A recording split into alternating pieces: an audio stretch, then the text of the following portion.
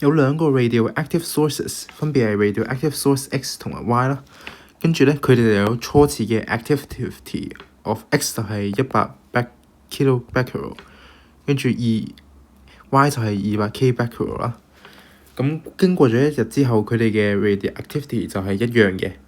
咁再過多一日咧，亦即係過咗2日啦，佢哋 X 嘅 becquerel 咧就變咗80 kbecquerel， 跟住咧佢要我哋揾 Y 嘅最終嘅 activity。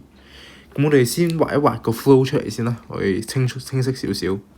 X 同埋 Y，X 咧就有100 K 嘅，跟住 Y 咧就一開始就有200 kbecquerel 嘅。咁經歷咗一日之後咧 ，one day 啦，就有佢哋有一個一樣嘅值啦，打個問號。跟住咧再經歷咗一日之後咧 ，X 咧就得返變咗做80 kbecquerel， 跟住 Y 咧就剩低譬如個 Y 個 kbecquerel 啦。咁喺做呢啲題目嗰陣時候咧，我哋點樣諗咧？咁其實咧用到 radioactivity 咧，無非就係嗰幾條式啦。一個就係 half-life 啦，一個就係 activity。但係呢度咧做 half-life 咧就會相對嚟講比較遠嘅。我哋咧最終咧就係用一條式，就係 activity 就等於 initial activity 咧乘以 e to the power of k times t。咁我哋先考慮第一部分先，亦即係由第一日100 K 去到呢個嘅同樣嘅數量啦。咁我哋知道一樣嘢嘅 T 咧，佢就代佢做1啦，因為一日啊嘛 ，one day， 因為時間嘅單位咧，我哋係做一個比較嘅，所以咧我哋其實可以 set 佢做任何嘅單位嘅。跟住會有啲 activity 咧，佢哋就係radioactivity 分別係 X 嘅100 K 啦 ，initial activity，Y 嘅200 K 啦。跟住咧 final activity 咧，亦即係呢個咧係一樣嘅，所以咧我哋可以用 AX 等於 AY 呢個公式去諗咯。所以咧100，我哋其實可以忽略 K，100再乘以呢個嘅 e to the power of 負 K X 啦，就等於200 to the power of e 負 KY。跟住咧，我哋將條式調一調位咧，我哋就會發現 e to the power of e to the power of negative KX 啦 over e to the power of negative KY 就等於200 over 100，即係2嘅。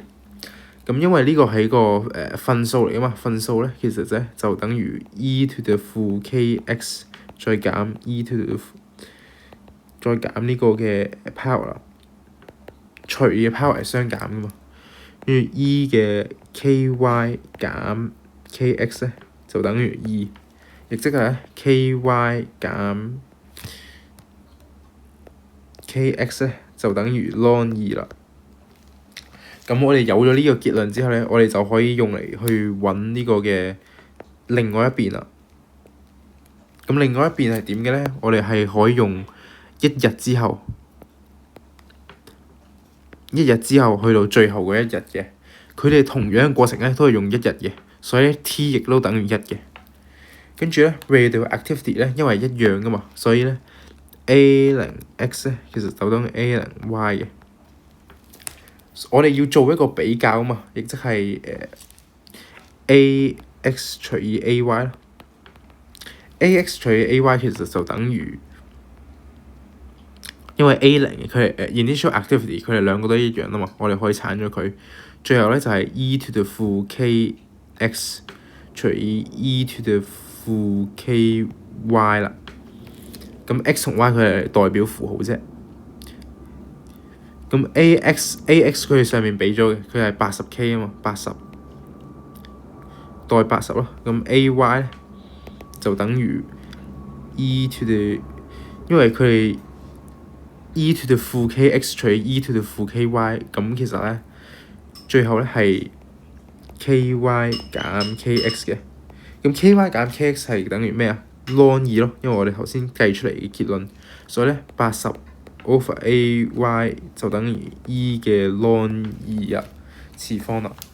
咁 e 嘅 ln 2次方，其實咧我哋都唔使咁機嘅。如果熟嘅朋友咧，就我哋知道咧，佢係等於2嘅。所以咧，80 over ay 咧就等於2啦，而 ay 其實就等於80除以2，即係40嘅。咁40再俾翻個單位啦，就係 k becquerel kilobecquerel 啦。所以咧，答案咧就係 A for apple 啦。